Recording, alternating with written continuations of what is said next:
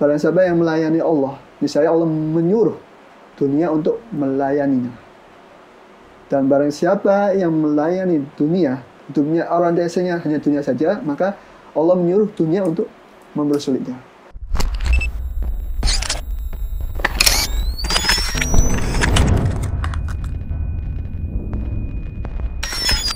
Bismillahirrahmanirrahim.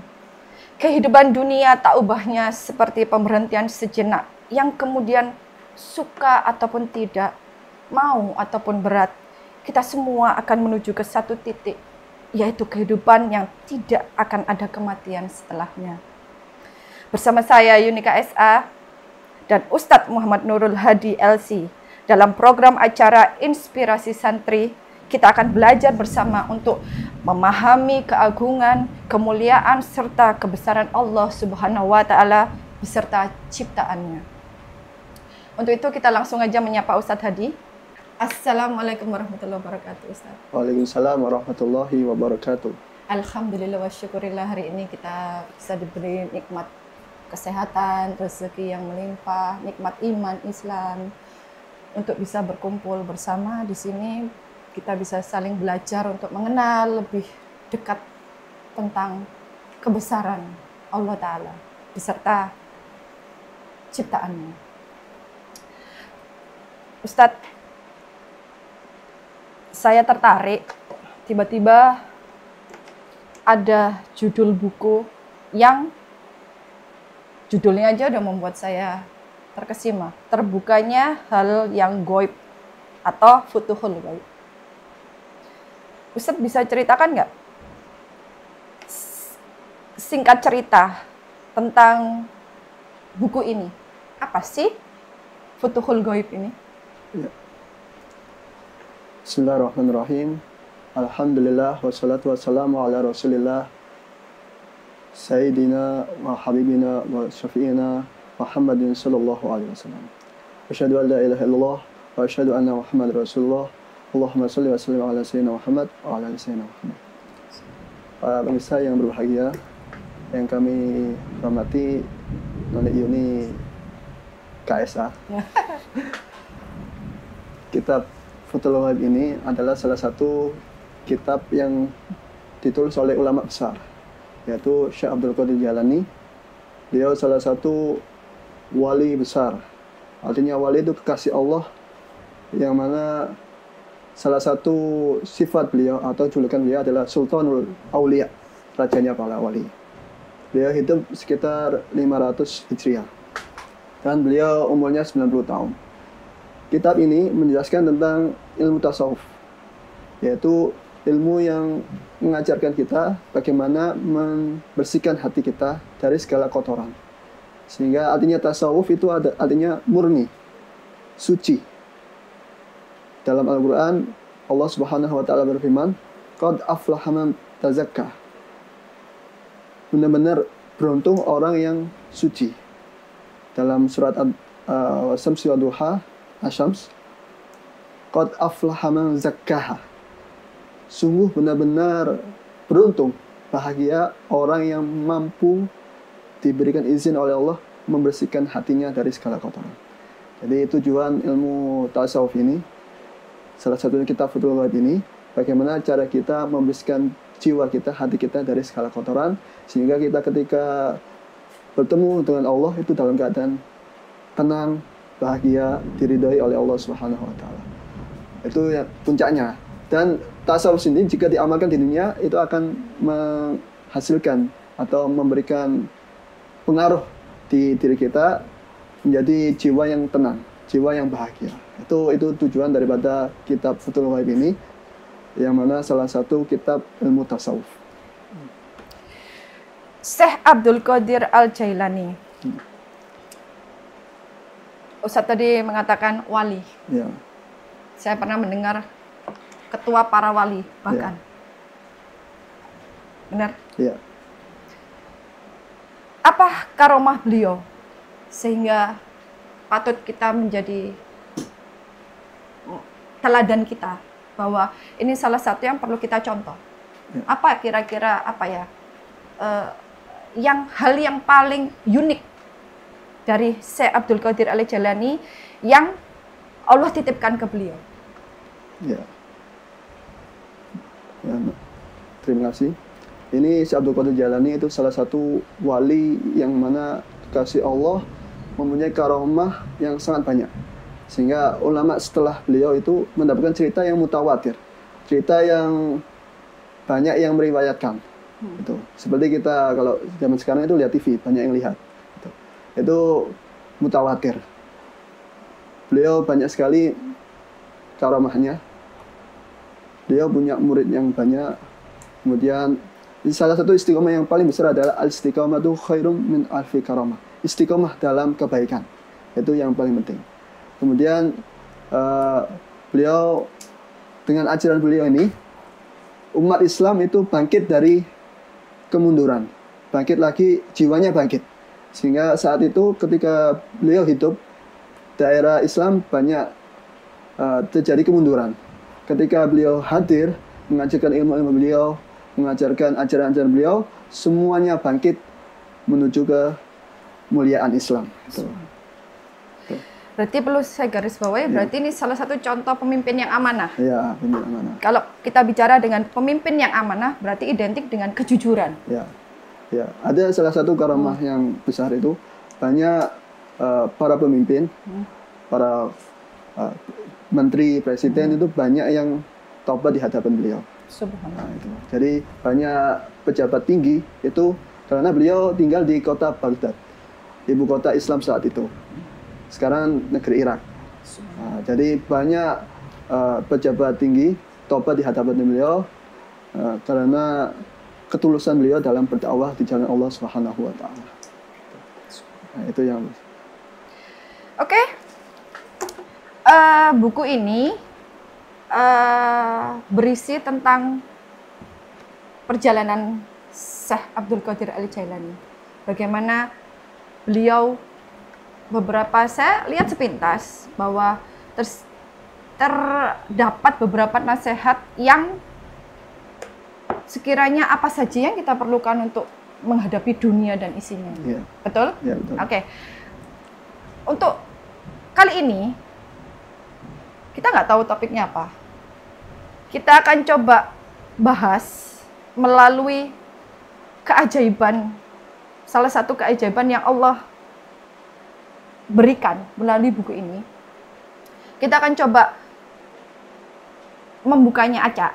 Tapi sebelumnya mungkin saya akan melakukan beberapa ritual dalam arti positif. Maksudnya saya akan kirim Al-Fatihah ke Rasulullah dulu. Setelah itu ke Syekh Abdul Qadir Al-Jailani. Ketiga, ucapkan terima kasih saya untuk sang penulis Ustadz Muhammad Nurul Hadi. Ya. Dan yang terakhir untuk Al-Fatihah untuk saya sendiri, biar saya paham apa sih yang harus kita lakukan sebagai seorang hamba itu. Gitu. Mungkin saya langsung ini ya Ustadz ya. Kita Al-Fatihah dulu ya. Bismillahirrahmanirrahim. A'udzubillahi minasyaitonir rajim. Dah, kebetulan saya dapat halaman 145 Ustadz. Ya. Mungkin saya langsung bisa baca ya Ustadz? Ya. Bismillahirrahmanirrahim. Apabila hamba itu melihat tubuh luarnya, dia melihat hal-hal yang membuat dirinya menjadi buruk. Apabila dia melihat ke dalam hatinya, dia melihat apa yang membuat hatinya sedih. Apabila dia meminta kepada Allah Ta'ala untuk menghilangkan bencana yang menimpanya, dia belum bisa melihat permintaannya dikabulkan. Apabila dia meminta janji-janji yang baik, dia belum menemukannya dengan cepat. Apabila dia berjanji dengan suatu janji, dia sulit mendapatkan balasan janji itu. Apabila dia bermimpi suatu mimpi, dia tidak bisa menemukan penjelasan mimpinya dan kebenaran mimpinya. Apabila dia ingin kembali kepada makhluk, dia tidak bisa menemukan jalan untuk menuju pintu ke arah sana. Apabila dia menemukan suatu keringanan, lalu dia melakukan keringanan tersebut, maka hukuman-hukuman berlomba-lomba menghampiri dirinya. Serem banget ya Ustaz. Makhluk-makhluk lain mengganggunya dan mereka membicarakan urusan kehormatan pribadinya. Apabila dia ingin pindah dari keadaan yang semula, keadaan yang lebih baik sebelum dia diuji, niscaya dia tidak akan dipindah. Apabila dia menginginkan perasaan ridho atau merasakan nikmat bisa terlepas dari ujian, niscaya dia belum diberi hal itu. Pada saat itulah jiwa hamba yang beriman itu mulai menjadi luluh. Keinginan hawa nafsunya mulai menghilang dan khailan-khailannya menjadi lenyap. Lalu hal itu terus terjadi bahkan bertambah kuat. Sehingga jika hamba tersebut telah mencapai keadaan fana, terlepas dari sifat-sifat kemanusiaannya yang rendah dan tersisa hanya jiwanya saja, niscaya dia bisa mendengar panggilan yang ada di dalam hatinya, yaitu firman Allah Ta'ala, "Hantamkanlah kakimu, ini adalah air yang sejuk untuk mandi dan minum." Ayat itu difirmankan kepada Nabi Ayub. Kemudian Allah Ta'ala mengkaruniakan hati hamba yang beriman lautan samudera rahmatnya, kasih sayangnya, kelembutannya, dan kenikmatannya. Allah Ta'ala juga kembali menghidupkannya dengan roh yang bersih dan menghiasi roh hamba itu bisa makrifat kepadanya, serta memperoleh ilmu-ilmunya yang tersembunyi. Allah Ta'ala juga membukakan untuknya pintu-pintu rahmatnya, kenikmatannya, dan petunjuknya. Allah Ta'ala juga membukakan untuknya tangan-tangan makhluknya, agar bisa memberinya sesuatu dan melayani hamba tersebut di seluruh keadaan hidupnya. Para makhluknya mulai memuji hamba itu dan menceritakan hal-hal yang baik tentangnya. Para raja dan penguasa tunduk kepada hamba itu dan melayaninya. Allah Ta'ala melimpahkan nikmatnya kepada hamba itu, baik secara zahir maupun secara batin melalui pemeliharaannya yang tampak pada tubuh hamba itu. Allah Ta'ala juga memberi pemeliharaan kepada hamba itu secara batin melalui kasih sayangnya dan karunia-Nya. Lalu Allah Ta'ala melanggengkan kenikmatannya bagi hambanya itu sampai dia bertemu Allah Ta'ala. Kemudian Allah Ta'ala memasukkan hamba itu ke dalam surga yang tidak pernah dilihat oleh mata siapapun, tidak pernah didengar oleh telinga siapapun, dan tidak pernah terlintas di dalam hati siapapun dari seluruh manusia.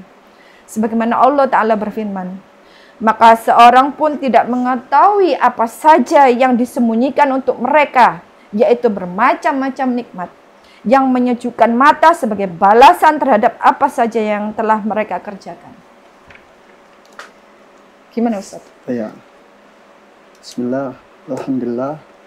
Ini pembahasan yang sangat luar biasa. Saat ke-41 yaitu Syekh Abdul Qadir Jailani menjelaskan perumpamaan fana dan proses terjadinya fana. Pantesan fana. Ya. Alhamdulillah, subhanallah. Ya. Puncak nikmat. Puncak nikmat. Jadi di dunia ini kita ladang amal sebagai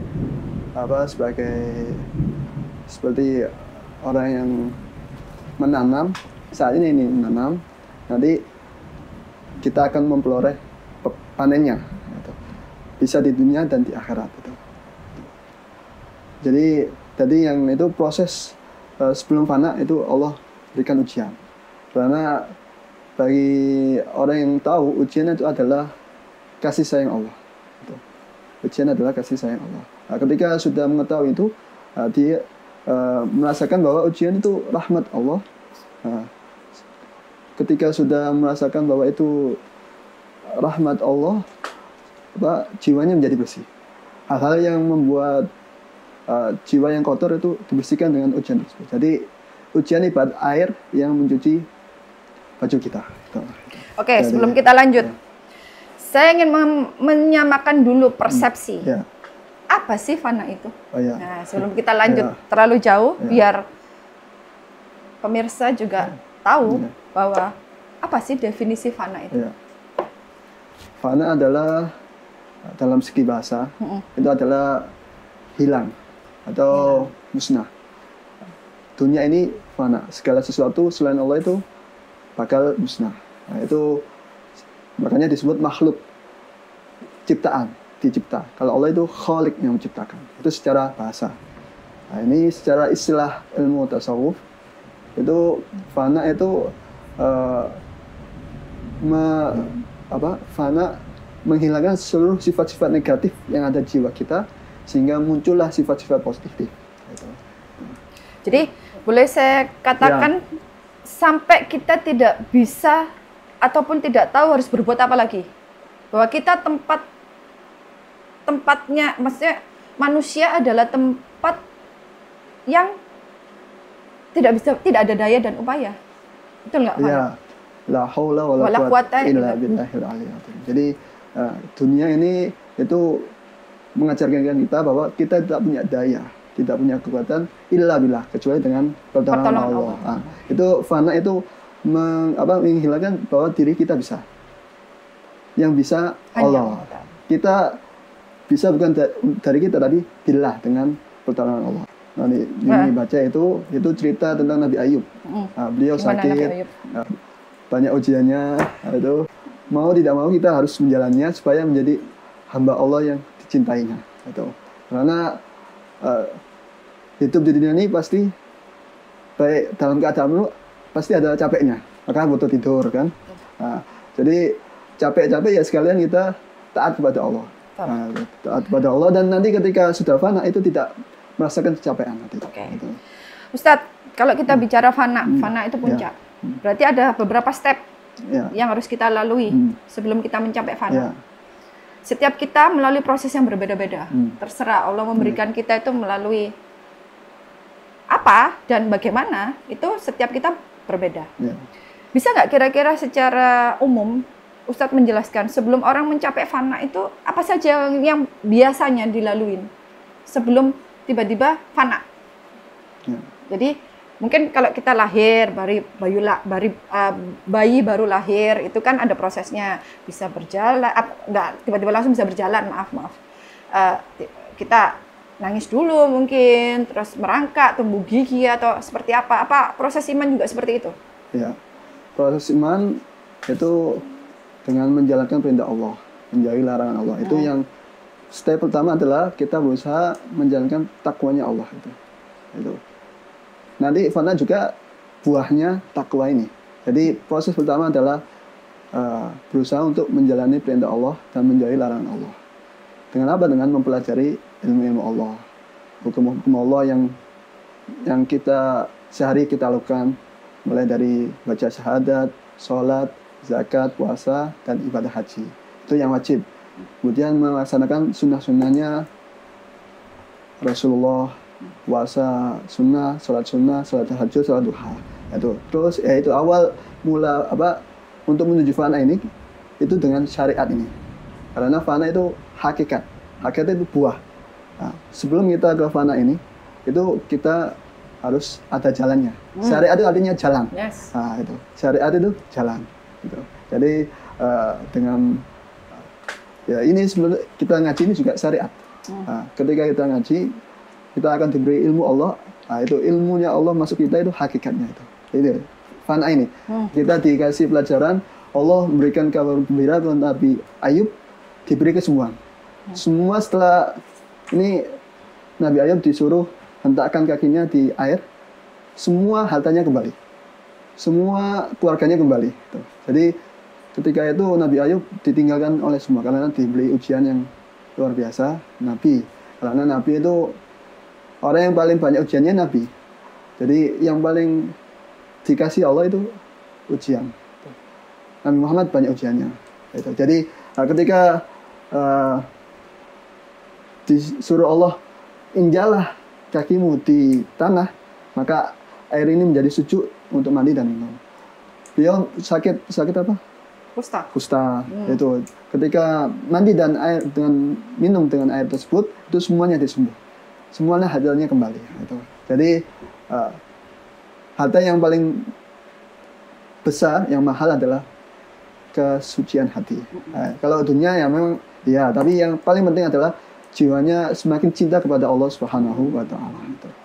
Jadi fana itu dalam segi bahasa itu hancur, musnah. Yang kekal itu hanya Allah Subhanahu wa Ta'ala. Baqa. Allah wujud kita baqa. Itu baqa. Allah wujud kita baqa mukhalafatul lil hawadis. Baqa itu kekal. Ya, baqa itu adalah kekal. Kemudian secara istilah itu proses membersihkan jiwa kita dari hal-hal yang kotor. Jadi jiwa yang bersih. Qalbun salim, hati yang bersih. Karena orang yang bahagia itu adalah orang yang hatinya bersih. Bismillah. Ya, bismillah. Kita berusaha latihan karena jihad yang paling besar adalah jihad melawan hawa nafsu. Nah, itu ada di hadis Rasulullah SAW setelah perang Badar, itu perang pertama kali yang dimenangkan umat Islam. 313 melawan 1000, 1 banding 3. 300 ini kendaraannya cuma 2 kuda. Yang 1000 ini kudanya banyak, hampir setengahnya kuda. Itu. Allah memenangkan umat Islam yang 1 ini banding 3. Nah, setelah perang Badar ini, Rasulullah bersabda, ada perang yang lebih besar dari ini. Sahabat bingung, apa itu ya Rasulullah? Kemudian Rasulullah menjawab, roja'na min jihadil asghar ila jihadil akbar. Kita pulang dari jihad kecil, padahal 1 banding 3. Perang jihad kecil? Iya, jihad padahal perang fisik, pedang. 1 banding 3, 300 banding 1000 itu perang kecil.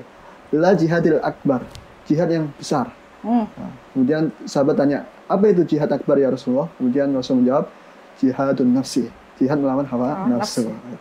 Jadi fana itu melatih diri kita, berusaha untuk membersihkan jiwa kita dari kotoran-kotoran yang jahat, Karena nafsu sendiri ada 7 tingkatan.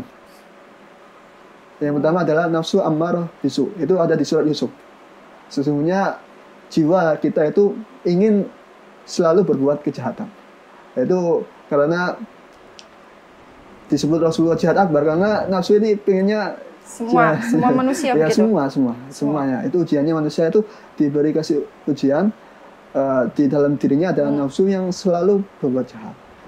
Kemudian ketika kita melatih jiwa kita itu naik ke tingkat yang ke atasnya. Tingkat kedua adalah nafsu lawamah. Nafsu yang sedikit menyesal atas dosanya, tapi kembali lagi. Menyesal, salah, tobat, kembali lagi. Ini nafsu lama. Ini istighfar aja bisa ya, Ustaz? Istighfar. Istighfar. Nah, itu di surat Al-Qiyamah, juz 29. Tadi kalau Ammarah bisu itu surat Yusuf. Ya, surat Yusuf. Kalau ini surat Al-Qiyamah. Nah, ketika kita melatih jiwa kita terus menerus dengan istighfar, dengan menjalankan perintah Allah, menjauhi larangannya, yaitu istilahnya adalah takwa. Takwa itu adalah bersih, menguatkan hati kita supaya hati kita menjadi bersih. Setelah kita berusaha naik ke tingkat yang ketiga, yaitu nafsul mulhamah. Nafsu yang tadi lawamah itu 30%, 30-70, 30 baik, 70 buruk gitu. Sering itu ya, itu sifatnya nafsu itu. Kalau mulhamah itu 50-50. 50 atau 50% baik, 50% buruk. Itu ada di surat Asy-Syams. Falhamaha fujuraha wa taqwaha. Qad aflaha man zakkaha wa qad khaba man dassaha. Nafsu mulhamah, Allah memberikan ilham ke jiwa kita, di hati kita itu fujuraha wa taqwaha, sifat yang negatif dan sifat yang positif. Kemudian tadi yang saya sebutkan di awal, qad aflaha man zakkaha, sungguh beruntung orang yang mensucikan jiwanya. Wa qad khaba man dassaha, dan sungguh celaka orang yang mengotori jiwanya. Jadi 50-50 itu. Nah, jadi ya kita berusaha untuk membersihkan jiwa kita. Itu yang ketiga. Yang keempat, setelah kita berusaha untuk melatih jiwa kita, memerangi jiwa kita, nafsu, bukan jiwa itu baik. Yang jelek adalah hawa. Nafsu itu jiwa. Nafsu itu ruh yang yang dititipkan ke dalam diri kita. Sama nur beda lagi ya? Nur itu cahaya Allah. Oh, cahaya. Ya. Kalau yang jelek adalah hawanya. Hawa itu keinginan yang buruk. Ketika kita mengendalikan hawa nafsunya, maka tingkat yang berikutnya adalah al-mutmainnah, nafsunya tenang. Di surat Fajar juz 30 Allah berfirman, A'udzubillahi minasyaitonir rajim, bismillahirrahmanirrahim, ya ayyatuhan nafsul mutmainnah irji'i ila rabbiki radiyatan mardiyah. Itu mutmainnah. Setelah kita berusaha melatih jiwa kita, ini salah satu contohnya Nabi Ayub. Setelah proses tadi 4 ini, mutmainnah, dapat nafsu yang tenang, jiwa yang tenang.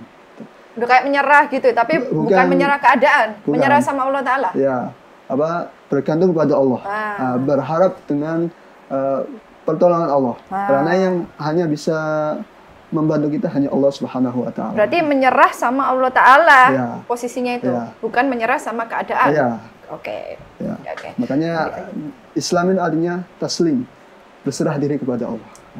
Islam itu artinya berserah diri kepada Allah. Bisa berarti damai, bisa berarti salam, Allahumma tassalam, Allah yang maha damai, dan bisa berarti menyerahkan atau berserah diri kepada Allah, bukan kepada makhluknya tapi kepada Allah Subhanahu Wa Taala. Jadi Islam intinya itu menyerahkan diri kepada Allah, menjadi jiwa yang tenang.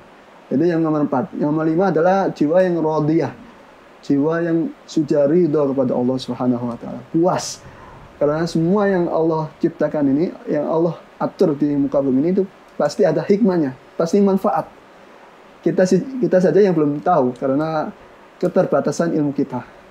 Pasti ada hikmahnya. Rabbana ma khalaqta hadza. Husnuzon gitu. Husnuzon. Oke. Kita husnuzon, maka kita ridho. Kalau nggak husnuzon, kalau negatif thinking, pasti nggak husnuzon. Pasti mengeluh. Kok gini ya Allah, kok gini. Padahal pasti ada hikmahnya. Gitu.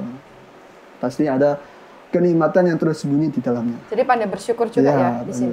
Oke. Itu yang ke-5. Ke-6 adalah mardiyah, diridhoi. Ketika kita sudah ridho, Allah meridhoi kita. Itu puncaknya, puncak kebahagiaan kita. Kalau sudah ridho, mata kita, penglihatan kita, ucapan kita, pergerakan kita itu sudah diatur oleh Allah. Semuanya itu Allah menolong kita. Dalam hal apapun, Allah sudah menolong kita. Kita sudah merasa puas, sudah merasa diridhoi oleh Allah Subhanahu Wa Taala. Sudah bahagia sekali jiwa kita. Itu tadi termasuk fana, bukan ya? Ya itu. Yang ridho itu tadi? Ya. Itu fana itu prosesnya. Oh, prosesnya. Ridho adalah buahnya. Oh, ridho adalah buahnya. Ya. Yang terakhir adalah kamilah, sempurna. Kamilah, sempurna. Jiwanya para nabi, sempurna. Maksum, tidak berbuat dosa. Kalau kita selain nabi itu nggak maksum. Kalau para nabi Muhammad, mulai Nabi Adam sampai Nabi Muhammad itu kamilah, sempurna. Sebagai contoh, kalau contohnya nggak kamilah kan itu sempurna. Itu. Ada kekhususan para nabi dan rasul. Cuman ada beberapa kalimat kesempurnaan itu hanya punya Allah Ta'ala. Nabi kan manusia biasa yang dipilih Allah Ta'ala untuk jadi contoh. Nah, gimana ini maksudnya kalimat itu tadi, Ustaz? Pertanyaan yang sangat dalam sekali. Al-Kamil itu hanya Allah, yang maha sempurna hanya Allah. Ini kamil, maksudnya jiwa kamilah itu nisbi, relatif bagi makhluk. Maksudnya sempurna dalam menghamba kepada Allah. Bukan 100% sempurna, tapi relatif sempurna. Gitu. Jadi masih segi bahasa aja. Tata bahasa doang. Tapi ini bagus sekali. Kamilah, yang jiwa kamilah itu maksum. Salah satu kesempurnaan para rasul itu gak pernah buat dosa, gak pernah menyakiti orang, tidak pernah semuanya baik. Mulai dari lahir sampai beliau meninggal itu baik semua. Itu dimaksud adalah maksum. Maksudnya tidak pernah berbuat dosa gimana, Ustaz? Maksudnya kan Allah jaga. Tapi pernah nggak mereka berbuat dosa, seorang nabi itu? Kalau dosa tidak. Kalau kesalahan manusiawi mungkin lupa, mungkin sakit, ya. Kalau hubungannya antara Allah, masalah ibadah itu sempurna para nabi. Masalah kemanusiaan seperti sakit, seperti jatuh, seperti lupa. Rasulullah pernah lupa. Lupanya dengan sengaja. Itu untuk pernah Rasulullah sholat, aslinya kurang 2 rakaat, lupa sholat. Aslinya 4 rakaat jadi 5 rakaat. Ini sebagai contoh aja. Rasulullah punya salah, tapi bukan dosa itu. Karena sebagai contoh, kalau kita salah itu ada contohnya dari Rasulullah SAW. Itu jadi kalau dosa itu melanggar aturan Allah. Jadi maksudnya sempurna dalam menghamba, gitu. ibadah kepada Allah. Tapi secara manusia ini Nabi Ayub juga sakit, Rasulullah juga sakit, pernah dikirim sihir oleh orang Yahudi, makanya turun surat Al-Mu'awwidhatain, Qul a'udzu birabbil falaq sama Qul a'udzu birabbin nas, gitu. Jadi surat turun ayat kursi. Nah, itu. Jadi secara manusiawi ada sebagai contoh bahwa Nabi juga manusiawi, tapi secara jiwa sempurna dalam hamba Allah. Para Nabi itu maksum dan sempurna. Saya tadi tertarik waktu Ustadz membahas dosa. Ya. Bahwa dosa itu adalah sesuatu yang melanggar perintahnya Allah. Saya tertarik untuk menyandingkan kalimat dosa itu dengan khilaf. Apa sih bedanya dosa dan khilaf itu? Ya. Dosa itu adalah suatu melanggar aturan Allah. Khilaf itu bahasa Arab, artinya juga sama, melanggar juga, berbeda,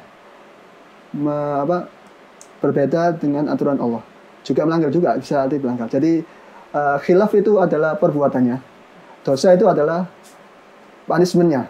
Ya, jadi khilaf itu seperti kita naudzubillah ngomong yang tidak baik, itu khilaf. Hukumannya apa? Dosa. Punishment-nya dosa.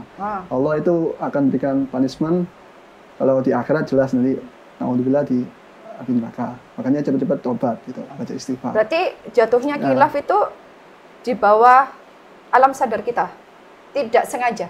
Ada yang sengaja, ada yang tidak sengaja. Bisa dikadarkan khilaf.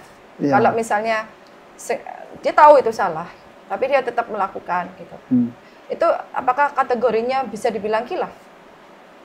Bisa. Khilaf maksiat sama aslinya. Sama-sama ya. Khilaf maksiat adalah perbuatannya. Perbuatan yang melanggar aturan Allah. Dosa itu adalah rewardnya, punishment-nya. Seperti kalau di kebalikannya, maksiat, khilaf itu taat dan menjalani aturan Allah. Jadi khilaf, maksiat itu bandingannya adalah taat dan patuh. Kalau dosa bandingannya adalah pahala. Jadi sengaja ataupun tidak, kalau kita melanggar perintahnya Allah, udah termasuk bisa dikategorikan khilaf yang akan berbuat dosa. Tapi Allah Ta'ala Maha Pengampun. Karena saya pernah baca di hadis kalau nggak salah, itu lebih besar kasih sayangku itu Allah Ta'ala daripada murkaku. Imam Bukhari Muslim ya? Bukhari Muslim ya? Kok Imam? Bukhari Muslim ya? Bukan? Hadis. Hadis ya? Ada. Di hadis ada, di Al-Quran ada. Kadaba ala nafsihi rahmah. Allah mewajibkan diri zatnya untuk kasih sayang. Nah, untuk menambah tadi, khilaf sama maksiat, itu ada yang sengaja atau tidak sengaja. Yang nggak sengaja, misalnya lupa. Lupa, itu umatnya Nabi Muhammad diberi keistimewaan. Allah mengampuni dosa umat Nabi Muhammad ketika lupa. Gitu. Misalnya lupa puasa, tiba-tiba makan. Nah, Allah mengampuni dosa makan tadi. Jadi puasanya nggak jadi batal. Gitu. Asal lupa ya? Asal lupa. Jangan pura-pura lupa. Ya, kalau pura-pura lupa ya batal akhirnya. Berarti itu butuh kejujuran hati. Ya. Jadi semua saya rasa butuh balik lagi kejujuran hati kita sama Allah Ta'ala. Iya. Oke. Balik ke fana. Fana ini susah-susah gampang. Karena menurut saya hadiahnya pun juga luar biasa. Kita bisa dekat sama Allah Ta'ala. Kita bisa dekat sama pemilik dunia dan isinya. Pemilik seluruh alam semesta ini. Ustadz, kalau misalnya kita sudah mencapai posisi fana dengan perjalanan yang sudah babak belur ya. Karena kita kan ngikuti circle, kadang di atas, kadang di bawah, kadang susah, senang. gembira, sedih, duka, cita atau apapun lah, selalu yang namanya dunia masih kita rasakan dan itu biasa. Apakah di dalam fana ini kita sudah kayak terbius bahwa ya sudahlah, apapun yang saya rasakan, saya ridho sama Allah Ta'ala. Apakah ada kiat khusus? Karena dengan pergerakan dunia ini kadang di atas, di bawah, suka, sedih, senang, sedih, duka, cita, gembira, dan apapun itu, bisa nggak kiat-kiat khusus untuk kita mempertahankan bahwa kita di siklus fana? Atau kita akan terlempar dari fana untuk mundur lagi ke belakang? Itu menurut Ustaz gimana? Ya. Jadi kita hidup di dunia ini tadi ujian itu untuk supaya kita naik kelas. Pahala di surga dan semua pahala di dunia dan di akhirat itu dinilai dari ini. Seberapa ridho atas kehendak Allah. Ada salah satu ulama ditanya, apa kesehatan yang paling besar? Yaitu al-afiyah kamilah. Mal afiyah kamilah. Kesehatan yang paling sempurna itu apa? Bagi makhluk. Karena kamilah itu kamil yang maha sempurna hanya Allah. Kemudian ulama tersebut menjawab, kesehatan yang paling besar adalah kita ridho terhadap seluruh kehendak Allah. Nah, itu.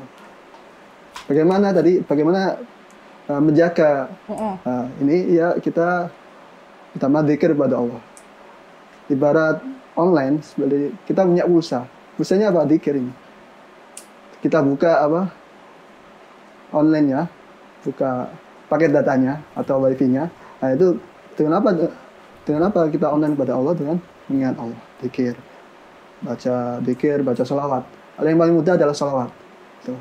Karena salah satu nikmat besar untuk umat Nabi Muhammad adalah baca sholawat kepada Rasulullah SAW.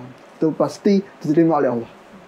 Jadi untuk menjaga supaya kita tetap fana ini, itu kita terus ingat kepada Allah. Allah Subhanahu wa taala berfirman, "Ya ayyuhalladzina amanu dzkurullaha dzikran katsira. Fadhkuruni adzkurkum." Sebutlah namaku wahai hamba-hambaku. Niscaya saya akan sebut namamu. Bayangkan kita nggak punya apa-apa, jiwa yang lemah disebut oleh Tuhan yang Maha Kuasa. Jadi itu ya supaya kita tetap dalam kenikmatan ini ya, kita berusaha untuk selalu dzikir kepada Allah Subhanahu wa taala, menjalankan perintah Allah. Kita itu ibarat antara sholat dengan sholat. Sholat itu artinya doa. Baina sholah wa sholah. Kita sholat menunggu sholat lagi. Nah, itu keistimewaan orang yang beriman. Supaya kita tetap online, tetap bersambung dengan Allah Subhanahu wa taala, tetap merasakan betapa indahnya dekat dengan Allah Subhanahu wa taala. Jadi fana ini proses kita dan semua manusia pasti menjalani. Semua pasti mengalami suka duka. Karena itu sunnatullah, aturan Allah. Ya sunnatullah. Nafsu pun tak akan bisa terlepas ya dari kita ya. Ya. Jadi kita tetap proses berjuang itu ya. Ya. Huwallazi adhaka wa abka. Dialah Allah yang membuat kita bahagia, membuat kita sedih. Nah, itu keistimewaan Allah itu. Membuat kita bahagia, kita sedih. Nah, itu keistimewaan Allah gitu. Kebesaran Allah itu. Jadi ketika kita merasa dalam keadaan apapun itu kita melihat kebesaran Allah Subhanahu wa taala. Oke. Ya. Kalau bicara ridho terhadap kehendaknya, ridho terhadap apapun yang Allah kasih ke kita. Itu berarti kita harus memenuhi syarat-syarat yang Allah kasih dong ke kita. Mulai dari kita sholat, kita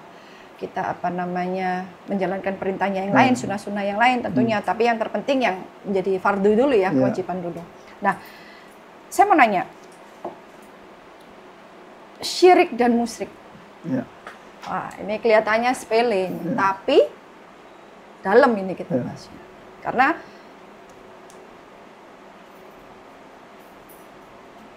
syirik dan musyrik itu sesuatu yang sangat Allah tidak suka, bahkan termasuk dosa besar, betul Ustaz? Nah, bisa dijabarin nggak sih Ustaz, syirik itu apa, musyrik apa, terus kira-kira sebagai contohnya apa? Ya. Ya. Syirik, musyrik itu istilah dalam bahasa Arab. Syirik adalah perbuatan menyekutukan Allah dengan selain Allah. Kalau musyrik itu pelakunya yang menyekutukan Allah dan makhluknya. Jadi syirik adalah perbuatannya, musyrik adalah pelakunya. Itu Jadi secara perbedaan dua istilah tadi. Bahasa ya. doang. Ya. Jadi pelakunya musyrik, Ya. yang kita lakukan apa? Perbuatannya. Itu Perbuatannya syirik. Ya, itu. Bisa dicontohkan apa Ya. syirik? Syirik adalah satu dosa yang paling besar yang membuat kita keluar dari agama Islam. Allah mengampuni seluruh dosa kecuali dosa syirik itu. Makanya hati-hati dengan syirik. Itu. Jadi jangan sampai kita menyekutukan Allah dengan selain Allah. Maka Allah berfirman, "Innal ladzina qalu rabbunallahu tsumma istaqamu tatanazzalu 'alaihim malaika alla takhafu wa la tahzanu wa abshiru bil jannati allati kuntum tu'adun." Sesungguhnya orang-orang yang mengucapkan Allah itu Tuhanku, kemudian istiqamah dalam hal ini, dalam hal Islam, tidak menyekutukan Allah dengan lainnya, maka tatanazzalu 'alaihim malaika. Para malaikat akan turun di muka bumi ini. Kita akan ditemani para malaikat. Kita akan ditemani hamba-hamba Allah yang dicintai oleh Allah.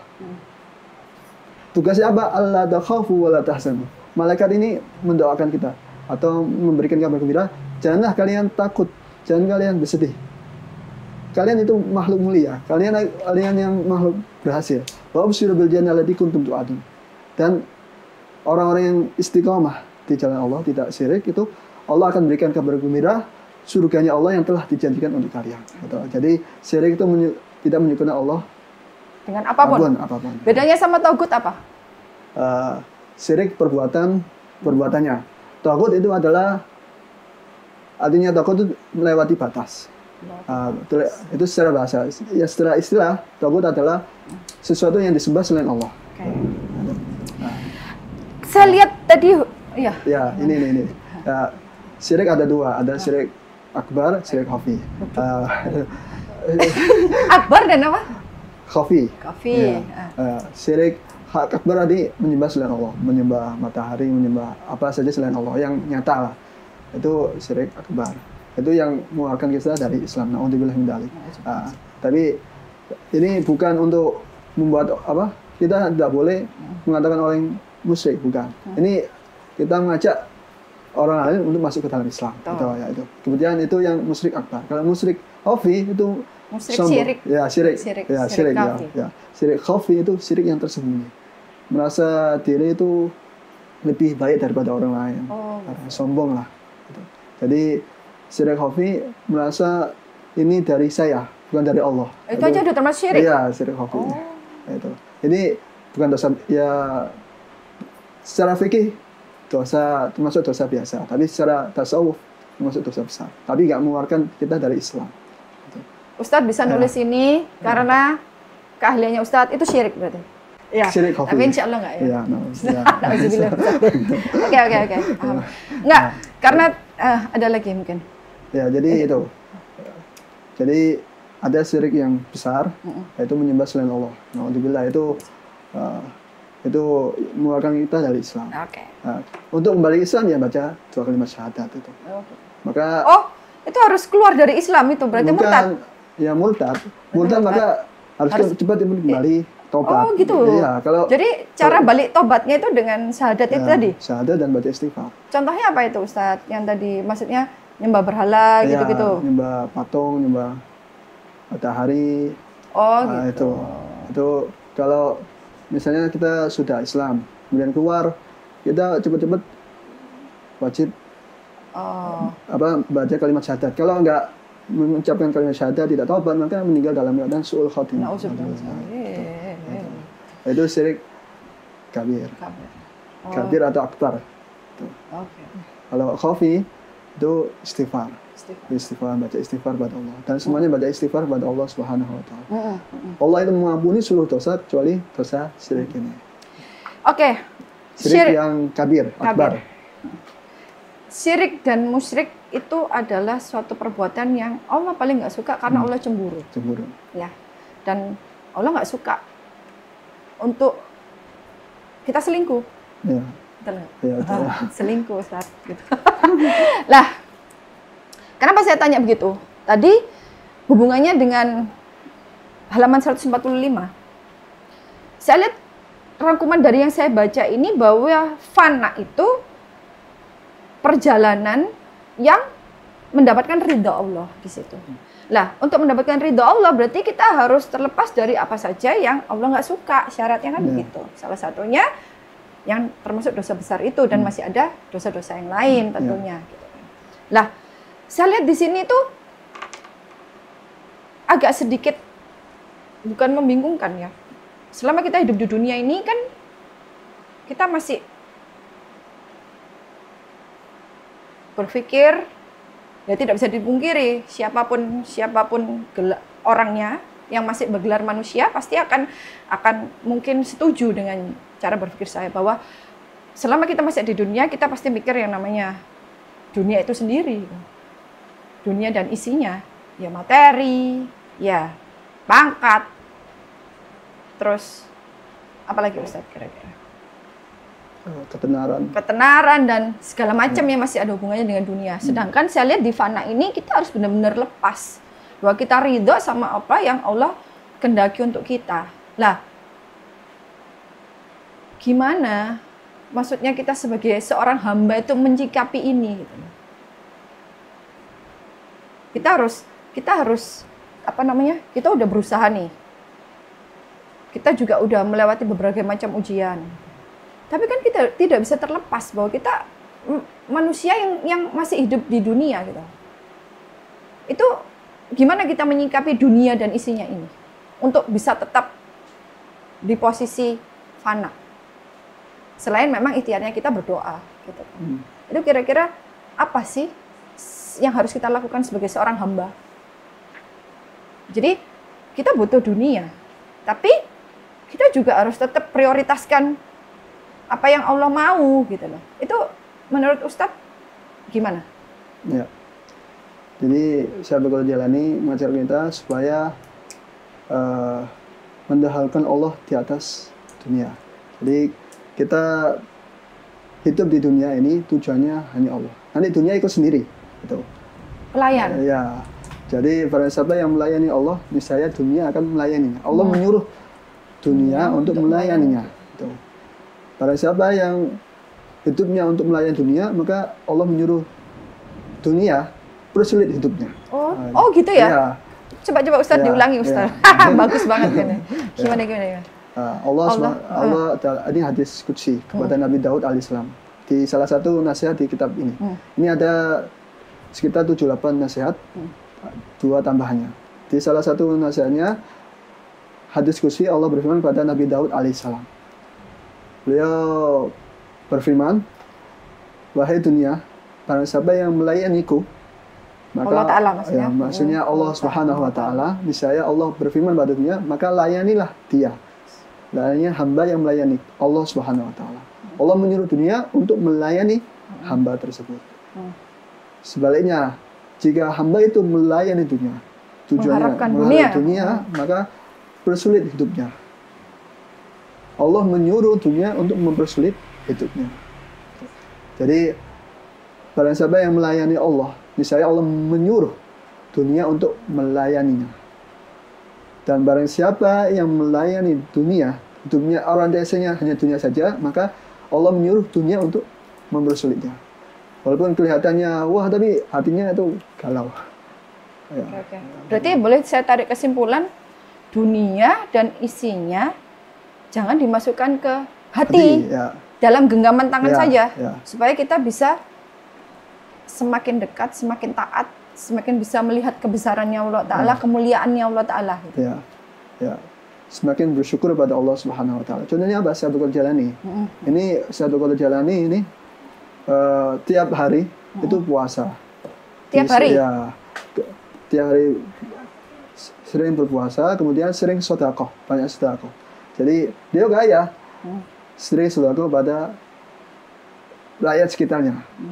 Itu. Kemudian di malam hari tahajud. Kemudian beliau termasuk punya pesantren yang banyak. Kalau nggak salah hampir 100 Gitu. Jadi amal beliau banyak. Jadi prinsip hidup beliau, penuhlah hatimu dengan Allah, niscaya Allah akan mengirim dunia di tanganmu untuk dibagikan kepada supaya kita bersyukur, dijadikan alat oleh Allah untuk memberikan dunia kepada makhluknya. Ya, gitu. Jadi itu apa contoh yang makanya itu kemuliaan karamah tadi. Aslinya karamahnya banyak. Ada salah satu karamahnya ini di kitab manaqibnya, ada seorang pejabat tinggi ngasih materi ke Syekh Abdul Qadir Jailani di kantong. Ketika diberikan kepada Syekh Abdul Qadir Jailani, ternyata kantongnya bersih darah. Pejabat tadi pingsan, nggak kuat lihat kok darah, padahal kan uang darah. Kemudian setelah sadar lagi ditanya, Syekh Abdul Qadir Jailani ini kenapa, alasannya apa? Ini uang rakyatmu yang engkau tidak berikan pada haknya. Gitu. Kayak gitu ya? Mulai saat itu pejabat itu tobat. Jadi itulah salah satu karamah beliau. Jadi kalau kita melayani Allah, Allah akan menyuruh dunia untuk melayaninya. Berarti itu termasuk reward dari posisi fana? Iya, reward. Itu ya? Jadi kita dapat kasih sayangnya Allah Ta'ala, ketenangan, damai dalam ketaatan. Oke. Kelihatannya satu kalimat 4 huruf tapi luar biasa perjuangannya. Tapi setiap kita itu Pak, suka atau tidak, mau atau tidak mau, menuju ke fana. Diharuskan menuju ke situ. Ya, secara bahasa kita pasti meninggal. Tadi fana tadi secara bahasa kita pasti tubuh kita, jasmani kita ini pasti akan kembali ke tanah, karena jasmani kita dari tanah, tapi ruh kita dari Allah, akan kembali kepada Allah. Jadi setiap kita pasti fana. Itu salah satu sunnatullah, aturan Allah, kita pasti akan fana. Fana dalam istilah tasawuf ini, bagaimana jiwa kita ketika kembali pada Allah itu dalam keadaan qalbun salim, dalam keadaan jiwa yang bersih. Amin ya rabbal alamin. Jadi fana tadi ya, fana setiap kita secara bahasa itu kita dipaksa untuk fana. Bahasa secara bahasa. Kalau secara istilah itu perjuangan, ikhtiar. Ada yang fana dengan ilmunya, ada yang melanggar aturan Allah. Itu bedanya. Jadi ketika kita takwa kepada Allah, menjalani proses yang luar biasa ini, itu pahala surga itu tergantung amal kita ini. Jadi tingkatan derajat kita di surga itu adalah tergantung seberapa besar perjuangan kita menghadapi dunia ini, dunia dan hawa nafsu ini. Dunia dan isinya itu. Dunia isinya. Dan itu jadi amal baik kita fana ini itu efeknya atau pengaruhnya itu di tingkatan di dalam surganya Allah Subhanahu wa taala. Tetapi kita masuk surga itu bukan karena amal kita, tapi atas rahmat Allah Subhanahu wa taala. Ini ada di hadis di sini ada. Terus Ustaz, terkadang saya sering mendengar bahwa kalau kita melakukan amalan baik ini, kalau kita memang baik, kalau memang kita itu nurut sama Allah Ta'ala, kalau kita menjadi pilihannya Allah Ta'ala, itu kita akan mendapatkan hadiah surga yang ada kelas-kelasnya ya. Nah, bisa nggak? Kan itu kan kita bicara akhirat, surga itu. Bisa nggak kita merasakan surga itu di dunia? Ya. Jawabannya ada di ayat tadi selanjutnya. Nahnu awliya'akum fil hayatid dunya wa fil akhirah. Sesungguhnya kami, Allah beserta para malaikat itu awliya'akum, pelindungmu di dunia dan di akhirat. Jadi ketika kita sudah beriman pada Allah, tidak syirik pada Allah, istiqomah di jalan Allah, itu Allah akan melindungi kita dari zatnya yang langsung melindungi kita dan lewat malaikatnya. Itu sebagai simbol saja, tapi itu hakikatnya Allah yang melindungi. Berarti surga versi dunia pun kita bisa merasakan. Nahnu awliya'akum fil hayatid dunya wa fil akhirah. Ini balasan bagi orang-orang yang istiqomah di jalan Allah Subhanahu wa taala. Allah lah menjadi pelindung pada orang-orang yang istiqomah, orang yang beriman pada Allah kemudian istiqomah di jalan Allah Subhanahu wa taala, menjadi pelindung baik di dunia dan di akhirat. Walakum fiha ma tastahi anfusukum walakum fiha ma tad'un. Nuzulan min ghafurur rahim. Bagi kalian apa yang kalian inginkan, cita-citakan, yang kalian inginkan di dunia itu kalian akan dapatkan. Pasti. Walakum ma tad'un, dan kalian akan mendapatkan apa yang kalian cari. Nuzulan min ghafurur rahim, ini sebagai hidangan dari Allah Ghafur yang Maha Pengampun, Rahim, Allah yang Maha Kasih Sayang kepada orang yang beriman kepada Allah Subhanahu wa taala. Semoga kita semua termasuk dalam golongan ayat ini, 3 ayat ini, jadi orang yang betul-betul beriman kepada Allah Subhanahu wa taala, istiqomah di jalan Allah Subhanahu wa taala, sehingga kita mendapatkan kenikmatan baik dunia dan di akhirat, dan dimasukkan ke dalam surganya Allah Subhanahu wa taala. Amin ya rabbal alamin. Ini jalan hidup bagi umat manusia, khususnya bagi orang yang beriman kepada Allah Subhanahu wa taala. Setiap nafas kita itu akan menuju ke Allah Subhanahu wa taala. Ada yang salik, ada yang berjalan step by step, mulai dengan menjalankan perintah Allah, menjauhi larangan Allah, dengan belajar ilmu-ilmu Allah. Itu dengan step by step itu akan menuju fana. Proses fana ini akhirnya adalah ridhonya Allah Subhanahu wa taala. Kemudian ada beberapa kelompok manusia, orang yang beriman itu dipilih oleh Allah dengan kecepatan yang luar biasa. Wallahu yakhtassu bi rahmatihi man yasha. Allah akan menempatkan sebagian orang beriman itu di kedudukan tinggi dengan kecepatan yang luar biasa. Kekhususan dari Allah Subhanahu wa taala. Jadi itu salah satu kenikmatan bagi umat Rasulullah sallallahu alaihi wasallam. Semoga kita senantiasa dirahmati oleh Allah Subhanahu wa taala, mendapat kasih sayangnya, mendapat karunia-Nya baik dunia dan di akhirat. Amin ya rabbal alamin. Sebentar Ustadz. Ya.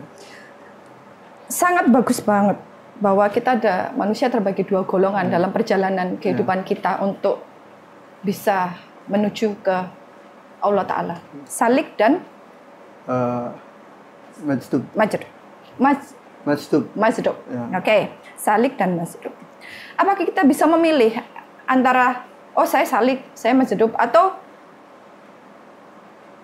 itu antara kejujuran kita sama Allah Ta'ala? Oh, kita posisi ini gitu. Kira-kira gimana? Ya.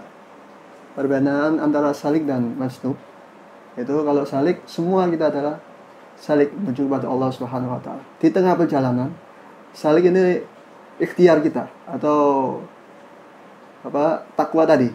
Kemudian di tengah perjalanan Allah menarik, artinya maksudnya Allah menarik, ditarik kita oleh Allah Subhanahu wa taala dengan kekhususan tadi. Wallahu yakhtassu bi rahmatihi man yasha. Yang awalnya 100 km menjadi 300 km gitu. Jadi kecepatannya ditambah oleh Allah Subhanahu wa taala itu karunia dari Allah Subhanahu wa taala.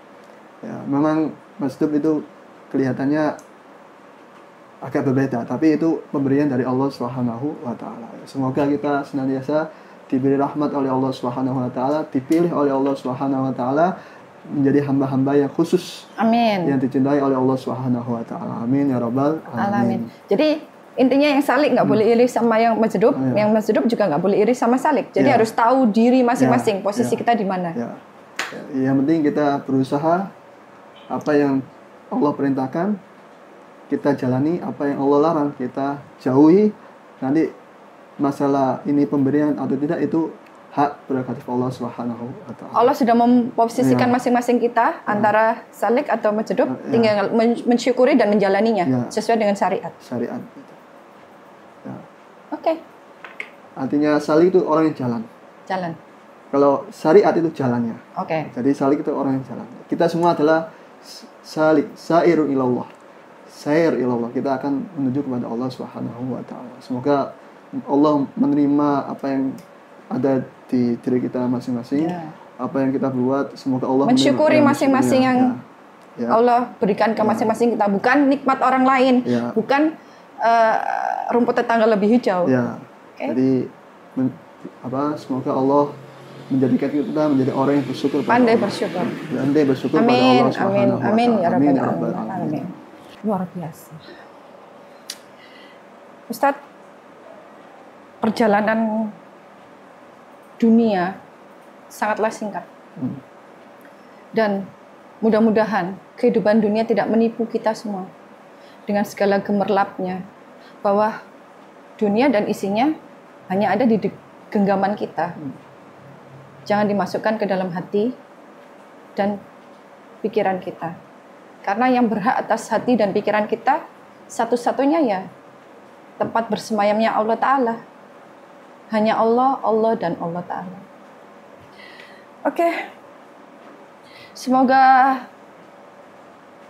ilmu yang barusan dibagikan oleh Ustadz Muhammad Nurul Hadi dan kita saling belajar untuk memahami keagungan, kemuliaan, serta kebesaran Allah Ta'ala semakin menambah ilmu kita dan semakin kita betul-betul merasakan betapa kita makhluk yang sangat membutuhkan pertolongan Allah Ta'ala. Apapun yang Allah kasih, apapun yang Allah pinjamkan kepada kita sebagai hambanya, tak akan berguna tanpa pertolongan Allah Ta'ala. Akhirul kalam, ihdinas siratal mustaqim. Wassalamualaikum warahmatullahi wabarakatuh. Terima kasih Ustaz. Ya.